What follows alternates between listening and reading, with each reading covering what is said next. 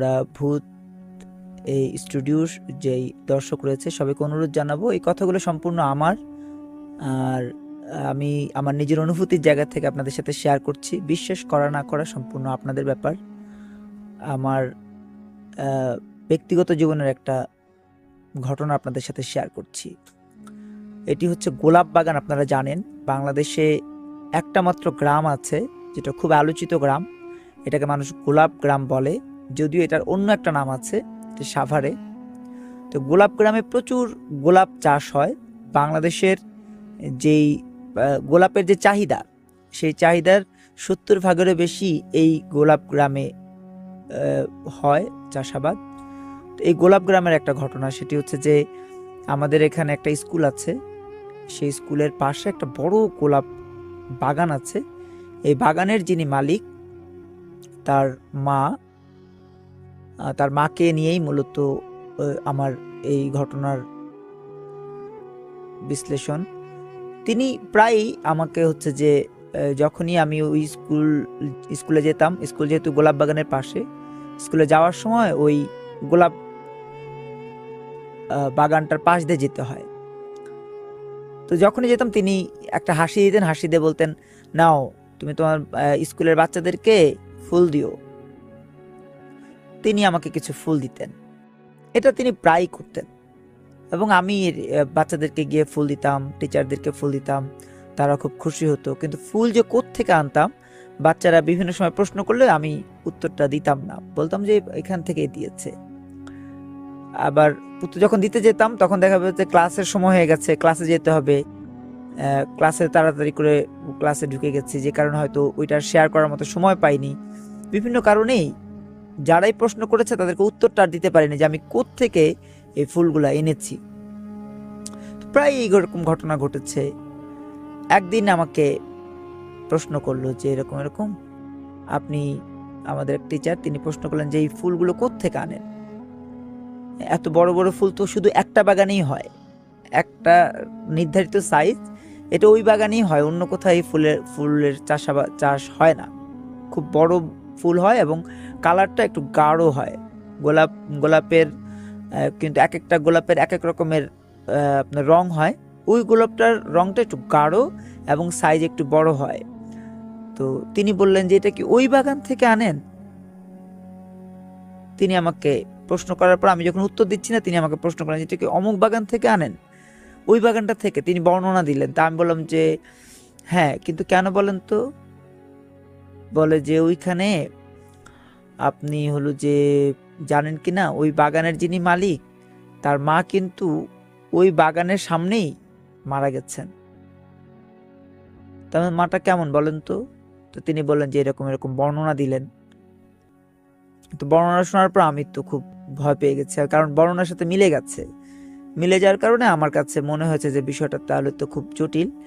স্কুলে আমি ক্লাস নেওয়া বন্ধ রেখেই আমি অন্য টিচারকে ক্লাস নেওয়ার দায়িত্ব দিয়ে আমি চলে যাই ওইখানে, দেখি তিনি আছেন কিনা, যিনি আমাকে ফুল দিয়েছেন, বা আশেপাশে কোথাও।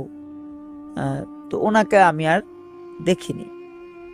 তো পরের দিন, ওই দিন যথারীতি স্কুলের ক্লাসটা শেষ করে পরের দিন আবার ওই সময়টাতে, যে সময়টাতে আমি ওই বাগানটা ক্রস করি, ওই সময়টাতে আবার আস্তে আস্তে হাঁটছিলাম।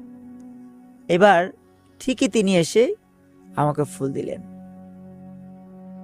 এখন আলটিমেটলি যেহেতু আমি জেনে গেছি যে তিনি মারা গেছেন, আমি খুব ভয় পেয়ে গেছি, যে কারণে আমি দোয়া পড়ছিলাম। দোয়া পড়তে পড়তে তার কাছ থেকে ফুল নিয়েছি, যিনি দিচ্ছিলেন তার কাছ থেকে।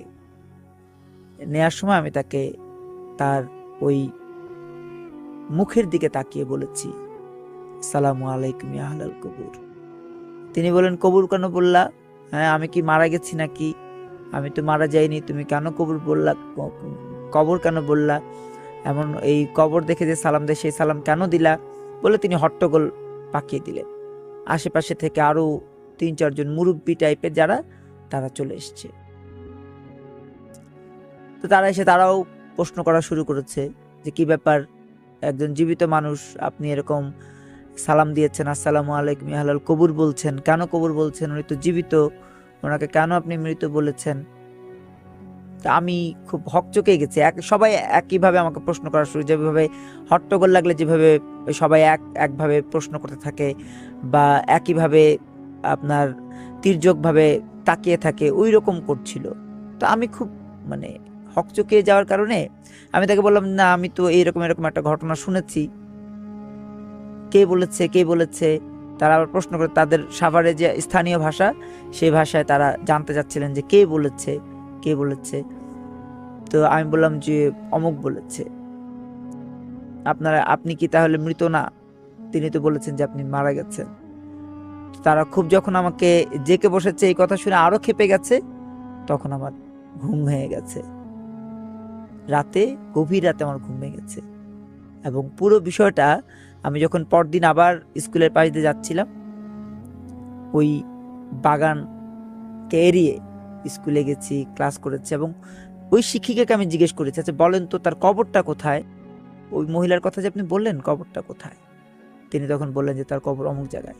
আমি কবরের পাশে গিয়ে তার কবর জিয়ারত করেছি, এবং এর পরের দিন, মানে ওই কবর জিয়ারতের পরের দিন আমি আবার যথারীতি ওই জায়গাটা ওভারটেক করার সময়, বাগানটাকে ক্রস করার সময় তাকে আর আমি দেখিনি। এবং এরপর থেকে আমার কাছে কেন যেন মনে হয়েছে তিনি চাইতেন যে আমি যেন তার জন্য দোয়া করি। হয়তো তার সন্তানদের কাছেও তিনি দোয়াটা চাইতেন, এলাকারবাসীর কাছেও তিনি দোয়া চাইতেন।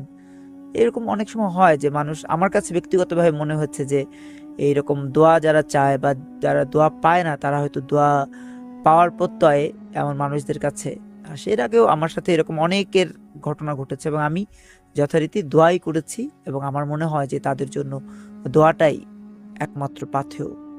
যিনি চলে যান, তার জন্য দোয়া ব্যতীত আর কিছুই করার থাকে না আমাদের। এছাড়া আমার কাছে আরো একটা বিষয়, একটা ঘটনা আছে, সেটাই গত বছরের ঘটনা।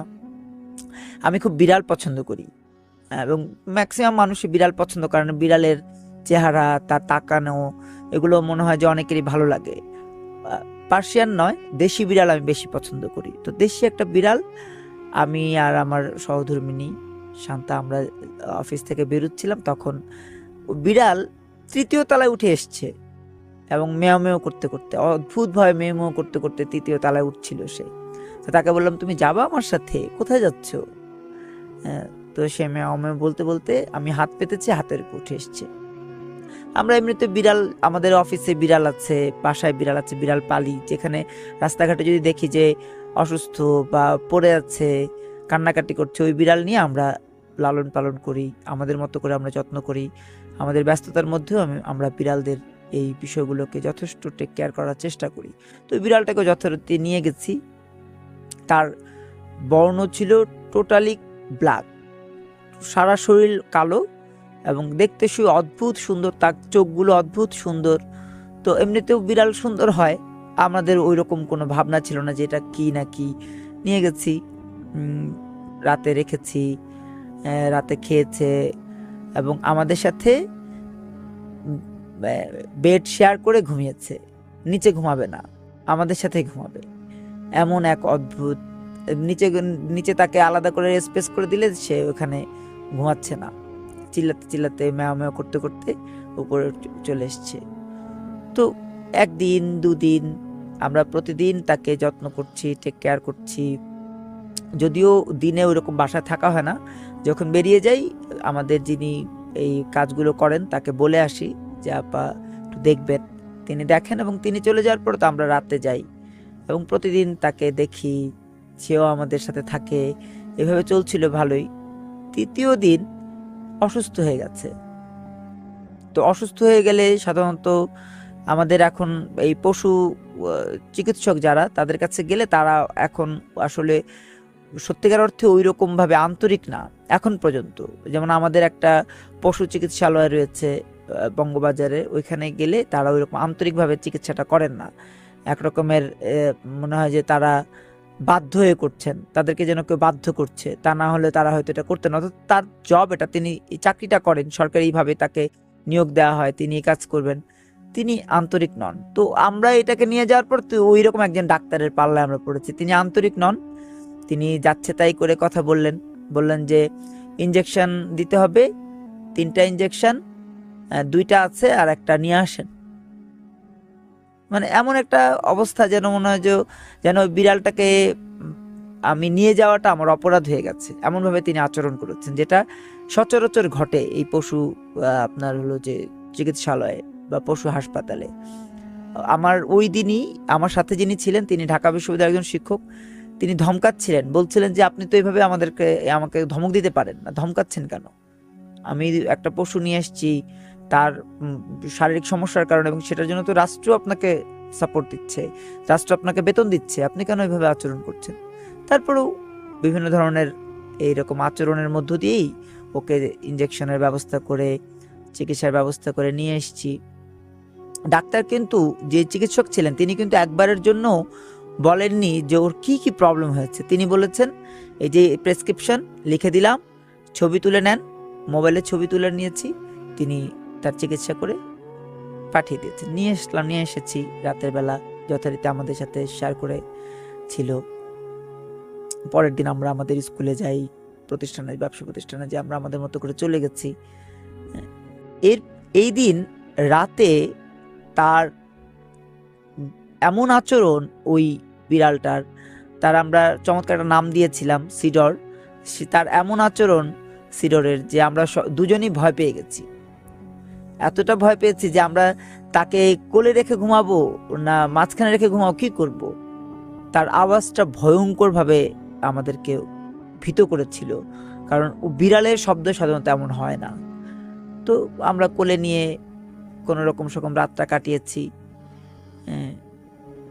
ফজরের আজানের দিকে, আজানের একটু আগে, যখন ওই মাইক, অনেক সময় মসজিদের মাইকগুলোতে টুংটাং শব্দ হয়, ফু দেয় যারা আজান দেন মুয়াজ্জিন সাহেবেরা, যখন ফু দিচ্ছিলেন তখন আমাদের তন্দ্রার মতো এসছে দুজনেই, যেহেতু সারা রাত ওর চিল্লাচিল্লিতে ভয় পাচ্ছিলাম, এ কারণে একটু তন্দ্রার মতো এসছে।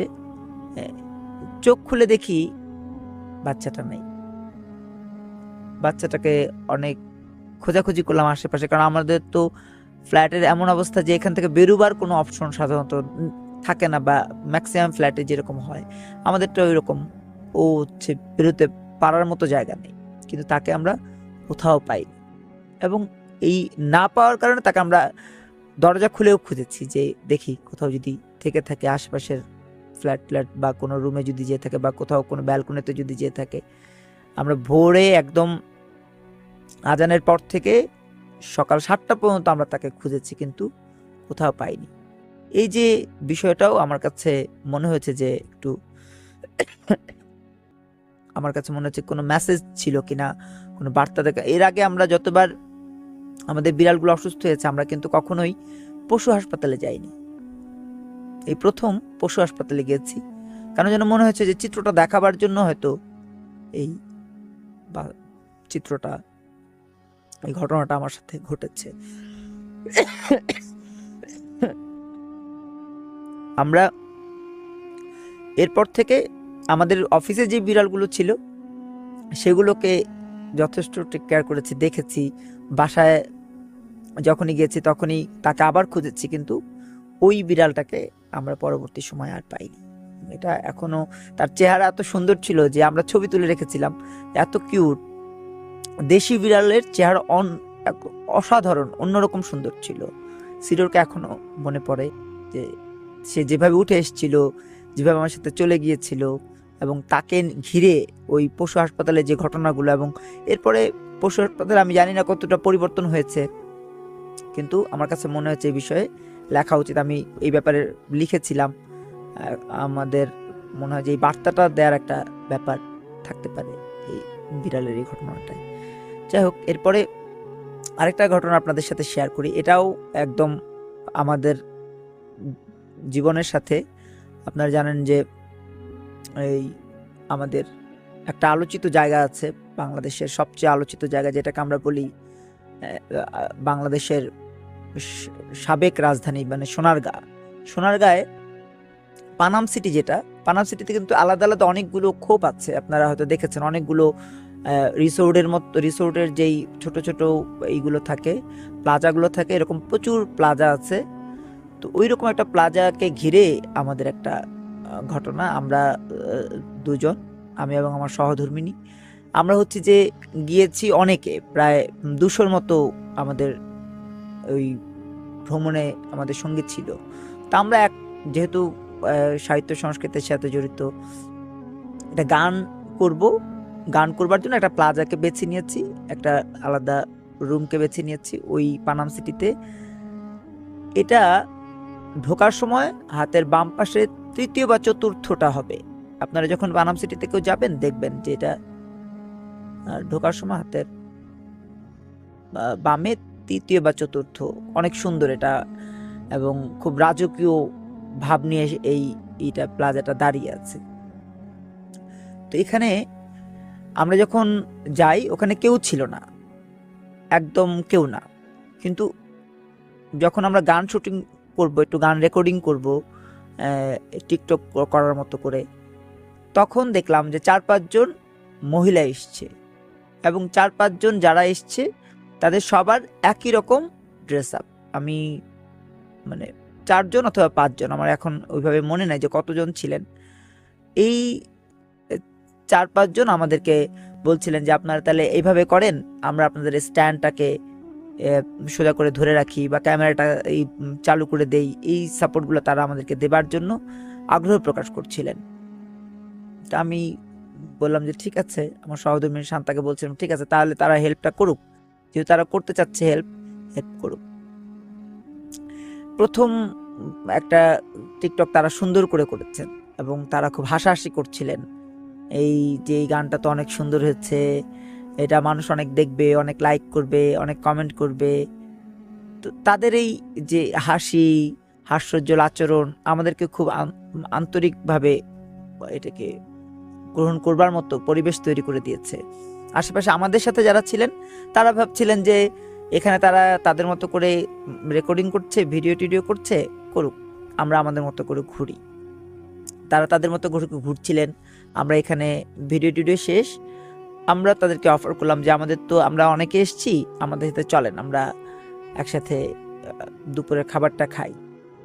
তারা বললেন না গো, আমরা তো এরকম এই সব মাংস খাই না, আপনারা যে খাবার খাবেন সেই খাবার আমরা খাই না। তা আমি ভাবলাম যে হতেই পারে, এটা তারা তো চিন্তা করার কিছু না। অনেকে থাকে যে মাছ মাংস খায় না, অনেকে থাকে যে সবজি একটু কম খায়, এক একজন এক একভাবে চিন্তা করে। তা আমরা বললাম ঠিক আছে।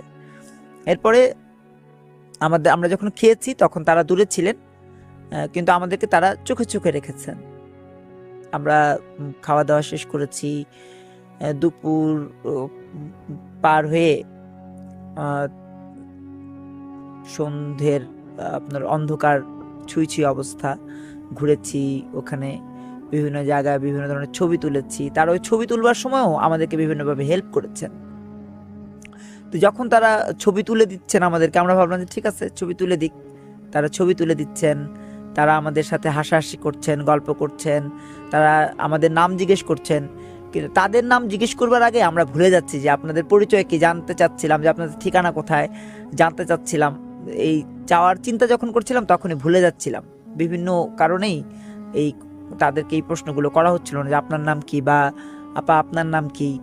যেহেতু তারা 4-5 জন ছিলেন, এক একজন করে, তো যেহেতু একটা লম্বা সময় নিয়ে আমাদের সাথে তারা ছিলেন, সেহেতু তাদেরকে তো নাম জিজ্ঞেস করে পরিচয় জানতে চাইতেই পারি।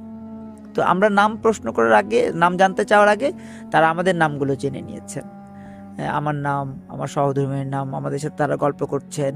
তো এই যে একটা আলাদা করে তাদের সাথে গল্প করে আমরা সময় কাটাচ্ছি, এই ফাঁকে আমাদের সাথে যারা ছিলেন, মানে যাদের সাথে আমরা গিয়েছি বা আমরা যাদের সাথে একসাথে ছিলাম, তারা তাদের মতো করে প্রোগ্রাম করে নিচ্ছেন।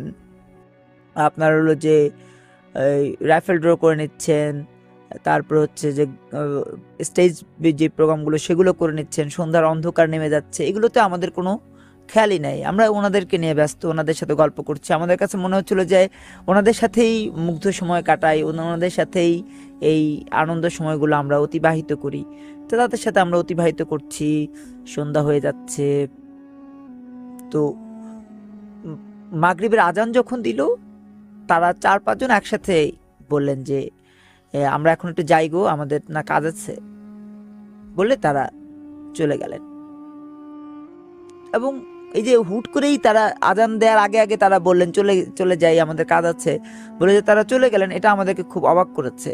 প্রথমত ওই বিষয়টা যে তারা হচ্ছে মাছ গোস্ত খান না, এই বিষয়টা প্রথমে অতটা ভাবিনি। দ্বিতীয়ত তারা যে আমাদের নাম জানতে চেয়েছে, কিন্তু আমরা তাদের পরিচয় জানবার আগে ভুলে যাচ্ছিলাম বারবার, এটাও ওইভাবে নোটিশ করেনি আমাদেরকে, আমাকেও না, শান্তাকেও না। কিন্তু তৃতীয় দফায় যখন মাগরিবের আজান দেওয়ার সাথে সাথে তারা চলে গেলেন খুব তড়িঘড়ি করে, এবং চলে যে গেলেন একটু পরে তাদেরকে আমরা দেখলামই না, কারণ ওই জায়গাটা ক্রস করতে অন্তত আপনার 2 মিনিট সময় তো আপনাকে দিতে হবে। তো হুট করে চলে মানে হাওয়ায় মিশে যেতে পারবেন না, কিন্তু তারা কেন যেন মনে হলো যে হাওয়ায় মিশে গেল। এই যে হাওয়ায় মিশে যাওয়ার পরে আমার খুব অবাক লেগেছে যে কি ব্যাপার, তারা এরকম হুট করে নাই হয়ে গেল। তাহলে আমি একটু দেখি, শান্তাকে বললাম চলো তো একটু দেখি তো ওনারা কোথায় গেল, কোন দিকে গেল। আমরা গেটে গিয়ে গেটকিপার যে টুরিস্ট পুলিশের যেই সদস্য তাকে জিজ্ঞেস করলাম, আচ্ছা ভাইয়া এখান থেকে কি 4-5 জন একই রকমের ড্রেস পরা যেতে দেখেছেন 4-5 জনকে? তো তারা খুব অবাক হয়ে বললো এদিক দিয়ে তো না, তো কাউকে তো বেরোতে দেখি নাই। আচ্ছা ঢোকার সময় কি 4-5 জন একসাথে ঢুকেছে এরকম কাউকে দেখেছিলেন? বললো ঢোকার সময় কতজন একসাথে ঢুকে, কিন্তু একসাথে ঢুকলেও একই রকম ড্রেস আপ পরা, যখন একই রকম ড্রেস আপ পরা সেটা তো আপনার মনে থাকার কথা, একই রকম ড্রেস আপ পরা ছিল, তাদের চুলে বেনি করা ছিল। তো আমার বর্ণনা শুনে ওই ভদ্রলোক একটা মুচকি হাসি দিলেন। তিনি বললেন যে ও আপনারা ওই পাল্লায় পড়ছেন, আজকে কি সারাদিন তাদের সাথেই কাটাইছেন? তা আমি একটু হকচকিয়ে গেলাম, শান্তাও খুব হকচকে গেছে, বলে যে কি ব্যাপার বলেন তো। বলে এটা হচ্ছে এই প্লাজার সাথে যারা একটু লম্বা সময় নেয় তাদের সাথে এই 4-5 জন এসে সময় কাটায় এবং গল্প করে, তাদেরকে কিন্তু আমরা কেউই দেখি না। যারা দেখে তারা এসে বলে যে এরকম এরকম 4-5 জন একই রকম। তো এবং যারা বর্ণনা দেয় তারা এই কথাটাই বলে, শাড়ি পরা ছিল, একই ড্রেস পরা ছিল, বিনুনি করা ছিল, দেখতে সুন্দর। তাহলে আপনারা আজকে সারাদিন তাদের সাথে কাটাছেন, যান যান আপনাদের ওই প্রোগ্রামে যান বলে তারা আমাদেরকে ওইদিকে চলে যেতে বলে। কিন্তু এই যে ঘটনাটা ঘটেছে, এই ঘটনাটার কোনো রকমের কোনো মানে সহজ সমাধান আমি এখনো পাইনি। কেন যেন মনে হয়েছে যে হয়তো বা ওই প্লাজাগুলোতে এমন অসংখ্য নারীর পদচারণা চলতে থাকে যাদেরকে তাদের ভালো লাগে, তাদের সাথে হয়তো তারা এই সময়গুলো দিয়ে থাকেন।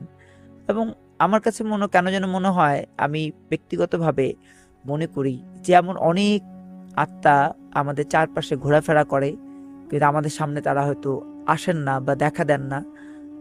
কারো কারোর সামনে হয়তো দেখা দেন, কারো কারোর সামনে দেখা দেন না, যাকে মনে হয় যে এর সামনে দেখা করলে আমরা ক্ষতিগ্রস্ত হব না কিন্তু দোয়া পেতে পারি, এই জন্য হয়তো তারা আসেন। এবং আমি প্রচুর চিন্তা করি যে এইরকম যে আত্মাগুলো আছে, সে আত্মাগুলোর জন্য আমাদের কি করণীয়। আমি ব্যক্তিগতভাবে তাদের জন্য দোয়া করি এবং মনে করি যে তাদের যেখানেই তাদের সমাহিত করা হোক না কেন, তাদের বিধবা আত্মার মাগফিরাত কামনা করাটা, শান্তি কামনা করাটাই একজন মানুষ হিসেবে আমার যেমন দায়িত্ব, আপনাদেরও দায়িত্ব। এবার একটা ডিফারেন্ট বিষয় আপনাদের সাথে শেয়ার করি। আসলে এগুলো তো গল্প না, এগুলো ব্যক্তি জীবনের সাথে ঘটে যাওয়া ঘটনা, যে ঘটনাগুলো আমাকে যেভাবে সচেতন করতে পারে আপনাকেও সচেতন করতে পারে। এই জন্য এই ভূত স্টুডিওর যারা দর্শক শ্রোতা রয়েছেন তাদের সাথে শেয়ার করি, এবং প্রচুর পরিমাণ এই রকম ঘটনার সাথে, অলৌকিক ঘটনার সাথে আমরা পরিচিত হই। কেউ হয়তো শেয়ার করি, কেউ হয়তো শেয়ার করি না, কিন্তু দিন শেষে এই ঘটনাগুলো কিছুটা হলেও সত্য, কেননা প্রবাদিত আছে যা কিছু রটে কিছু না কিছু বটে। আজকে যেটা বলছি সেটা হচ্ছে বাংলা বাজারের একজন প্রকাশকের কথা বলি। তিনি বই প্রকাশ করেছিলেন আমি তার প্রকাশনার নাম বলবো না, যেহেতু এটি একটি ডিফারেন্ট ঘটনা। আমার বই প্রকাশ করেছিলেন 2006 সালে, আমার 5ম বা 6ষ্ঠ একটা বই তিনি প্রকাশ করেছিলেন। এরপরে তার কাছে আর যাওয়া হয়নি অনেক দিন, প্রায় 4-5 বছর। কিন্তু তার স্টল থাকে বইমেলাতে, বিভিন্ন মেলায় তার স্টল থাকে, তার ওই প্রকাশনার বই বিক্রি হয়।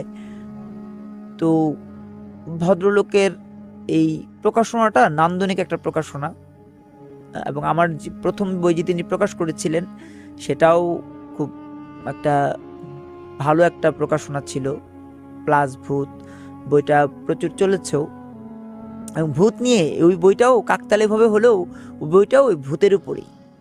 তো এই বইটা প্রচুর চলেছে, বইয়ের সাইজটা বড় ছিল এবং বাচ্চারা প্রচুর আগ্রহ করে বইগুলো ক্রয় করেছে, প্রচুর সেল হয়েছে। তো তার কাছে আমি আমার আরেকটা পাণ্ডুলিপি নিয়ে গিয়েছিলাম 2020 সালে, মানে করোনা পরবর্তী সময়ে। মানে করোনার তো একটা প্রথম সেশন যেটা ছিল আপনার মার্চ থেকে শুরু হয়ে আগস্ট পর্যন্ত, আর আমি এই পাণ্ডুলিপি নিয়ে গেছিলাম সম্ভবত অক্টোবর বা নভেম্বরের সময়, মানে প্রথম সেশনটা শেষ হওয়ার পরে। অনেক যে ঘটনা ঘটেছে, মানুষের করোনায় প্রাণ গেছে, প্রাণঘাতী করোনার ওই প্রথম ধাপ শেষ হওয়ার পরে। তো আমি পাণ্ডুলিপি নিয়ে গিয়েছি, আগে তাকে কল করিনি, তার প্রকাশনা প্রতিষ্ঠানে গিয়ে খুঁজেছি যে আছেন কিনা। তার ম্যানেজার বলেছেন হ্যাঁ আছে স্যার, ভেতরে আছে, কথা বলেন। গিয়েছি, কথা বলেছি, এবং পাণ্ডুলিপি দেওয়ার পরে তিনি খুব উইলিংলি পাণ্ডুলিপি নিয়েছেন। যেহেতু আমি বাচ্চাদের পাতাও লিখি, বাচ্চাদের যে পাতাগুলো আছে দৈনিক পত্রিকার পাতাগুলো সেগুলোতে লিখি, ওই সুবাদে তিনি জানতেন যে বাচ্চাদের বই লিখলে চলবে এবং বাচ্চাদের বই প্রকাশ হলে আলটিমেটলি এটা ব্যাপক কাটতি হবে। পাণ্ডুলিপি নিয়েছেন, বই বের হওয়ার কথা ফেব্রুয়ারিতে বইমেলা হয়, জানুয়ারিতে সাধারণত আমাদের বইগুলো বেরিয়ে যায়। যা আপনারা জানেন যে যেই ফেব্রুয়ারিকে কেন্দ্র করে বইগুলো বের হয়, ম্যাক্সিমাম বই জানুয়ারির 30 তারিখের মধ্যে লেখকের হাতে চলে আসে।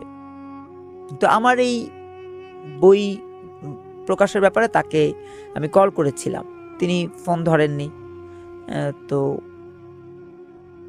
যথারীতি আবার ওই প্রকাশনার প্রতিষ্ঠান যেটা বাংলা বাজারের ওখানে চলে গেছি, গিয়ে বললাম যে ভাই এরকম এরকম, উনি আছেন কিনা। ম্যানেজার বললেন যে না স্যার তো নাই, স্যার নাই। আমি তো গত অক্টোবরে আপনার কাছে জিজ্ঞেস করে পাণ্ডুলিপি দিয়ে গেছিলাম, আপনি বললেন যে পাণ্ডুলিপি নেয়ার জন্য স্যার আছে, আমি তার কাছে দেখা করে বই দিয়ে গেছিলাম। তিনি বললেন না তো স্যার, করোনার প্রথম ধাপে অর্থাৎ মে মাসে স্যার মারা গেছে। আমি আপনাকে কিভাবে বলবো যে আপনি অক্টোবরে আসছেন পাণ্ডুলিপি দিয়ে যাবেন, আমি তখন বলছি স্যার আছে, এটা তো সম্ভব না। আপনি তো ছিলেন। বলে তাহলে আপনার পাণ্ডুলিপির নাম বলেন তো দেখি, আমাদের পাণ্ডুলিপি যে সিরিয়ালে আছে কিনা আপনার পাণ্ডুলিপির নাম বলেন। তো আমি বললাম, তিনি বললেন যে হ্যাঁ এটা তো আছে। খুঁজলেন, খুঁজে দেখলেন যে হ্যাঁ পাণ্ডুলিপিটা আছে, এবং পাণ্ডুলিপিটা আপনার প্রেসে গেছে, কভার ছাপা হয়েছে, ইনার ছাপা হয়েছে, এখন বাইন্ডিং খানায়, জাস্ট হয়তো আর 3-4 দিনের মধ্যে বইটা চলে আসবে। তিনি বললেন এটা কিভাবে সম্ভব, আপনি বই দিলেন যে অক্টোবরে বা নভেম্বরে, আর এটা তো প্রকাশ হয়েছে স্যার মারা গেছেন মে মাসে, এই বই তো আমি আপনার হাত থেকে নিই, স্যার যেহেতু মারা গেছে স্যার তো নেওয়ার প্রশ্নই ওঠে না, কিন্তু এই বই কিভাবে আসলো। তিনি খুব অবাক হয়েছেন যে এই বই তো আমিও নিইনি, স্যারও নেয় নাই। তিনি এই প্রশ্নের মধ্যেই একটা কথা আমাকে বললেন যে স্যার খুব মানে অদ্ভুত টাইপের আন্তরিক ছিলেন তার প্রকাশনার ব্যাপারে। এই প্রকাশনার প্রতিষ্ঠানেই তিনি যে শেষ নিঃশ্বাস ত্যাগ করেছেন। এখন সেই স্যারের সাথে দেখা করে আপনি পাণ্ডুলিপি দিয়েছেন আমাকে বলছেন, অথচ স্যার মে মাসে মারা গেছে। আমি তো মে মাসে আসি না, আমি আসছি অক্টোবরে বা নভেম্বরের মাসে, এবং আমি তাকে পাণ্ডুলিপি রেডি করে দিয়ে গেছি, কভার ইনার রেডি করা ছিল। যাই হোক, এরপরে তিনি আমাকে ওই বই নেবার জন্য বললেন যে আপনি তাহলে আসেন, আগামী সপ্তাহে আসলে বই হয়তো পাবেন, আপনি এসে নিয়ে যান। কিন্তু একটা মজার ব্যাপার হলো, যে চেকটা দেয়, মানে লেখককে প্রকাশকের পক্ষ থেকে একটা চেক দিতে হয়, আমাকে তিনি একটা চেকও দিয়েছিলেন ওই দিন, যেদিন আমি তাকে পাণ্ডুলিপি দিয়েছি। তাকে আমি সেটা বের করে দেখালাম যে ভাই এই চেকটা অ্যালাউ করছে না, দেখেন তো চেকে তো তার স্বাক্ষর দেয়া আছে, এবং ওই ডেটের অক্টোবর বা নভেম্বরের ডেটের একটা স্বাক্ষর দেয়া আছে। তিনি বললেন অক্টোবর বা নভেম্বরের এই ডেট, এই স্বাক্ষর তিনি কিভাবে দিবেন, তিনি তো মে মাসেই তাকে আমরা জানাজা দিয়েছি, দাফন করেছি, মে মাসেই যাকে দাফন করলাম সে আপনাকে এই চেক কিভাবে দিল। এই রহস্য থেকে আপনার যে ম্যানেজারও বেরোতে পারেনি, এবং তার কোনো সন্তান সন্ততি নাই, কিন্তু তার একজন ভাতিজা আছে, ওই ভাতিজা মূলত পরবর্তীতে এই প্রতিষ্ঠানটাকে ধরে রেখেছে, চালাচ্ছে, তাকে আমি যখন বললাম যে ভাই দেখেন এই যে চেক পাণ্ডুলিপি দিলাম, এই যে চেক দেখেন, এখন চেক তো হচ্ছে বাউন্স হচ্ছে, চেক নিচ্ছে না। বলে যে আমরা তো অ্যাকাউন্টটাও চেঞ্জ করেছি, এই জন্য হয়তো এটা তারা নিচ্ছে না, আমি আপনাকে নতুন চেক লিখে দিচ্ছি। পরে তারা আমাকে নতুন চেক লিখে দিয়েছে। তো যখন তারা নতুন চেক লিখে দিচ্ছিলেন তখন বলছিলেন যে আমি একটা রিকোয়েস্ট করবো আপনার কাছে, আপনার বইটাও যেহেতু বেরিয়ে গেছে, আবার আপনি যেভাবে বলছেন সেভাবে আমি নিজেও জানি না যে পাণ্ডুলিপি কিভাবে এখানে আসলো। ম্যানেজার এবং তার ভাতিজা তারা দুজনেই আমাকে খুব মানে অনুনয় বিনয় করে বললেন যে একটা বিষয় আপনার সাথে শেয়ার করি, রিকোয়েস্ট করি, সেটা হচ্ছে যে আপনি যদি সুযোগ থাকে আপনি তার কবরটা একবার জিয়ারত করেন, একটু দোয়া করেন তার জন্য। এরপরে আমি, তারা ঠিকানা দিয়েছে, আমি ওনার ওই প্রকাশকের কবরে গিয়েছি, ওখানে দোয়া করেছি, জিয়ারত করেছি, এবং ওই বইটা আমার মোটামুটি খুব ভালো কাটতির একটা বই। এবং এই প্রকাশক তার বিদুহাত্মার মাগফিরাত কামনা করছি। সেই সাথে আমি আমার অনুভূতিটাও আপনাদের সাথে শেয়ার করতে চাই যে ওই বইটা হাতে নিলেই আমার তার চেহারাটা আমার সামনে ভেসে ওঠে, যে এই ভদ্রলোক কিভাবে সম্ভব যে আমার এই বইটা তিনি এই মানে রহস্য ঘেরা একটা সময়ের মধ্য দিয়ে, একটা ঘটনার মধ্য দিয়ে তার প্রকাশনা থেকে প্রকাশ করলেন। আর হচ্ছে যে তিনি যতগুলো বই প্রকাশ করেছেন আমার মনে হয় যে আমার বইটা মোটামুটি খুব আলোচিত ছিল, এবং শিশুতোষ বই হওয়ার কারণে এই বইটা চলেছেও। আপনাদের সবাইকে কৃতজ্ঞতা জানাচ্ছি।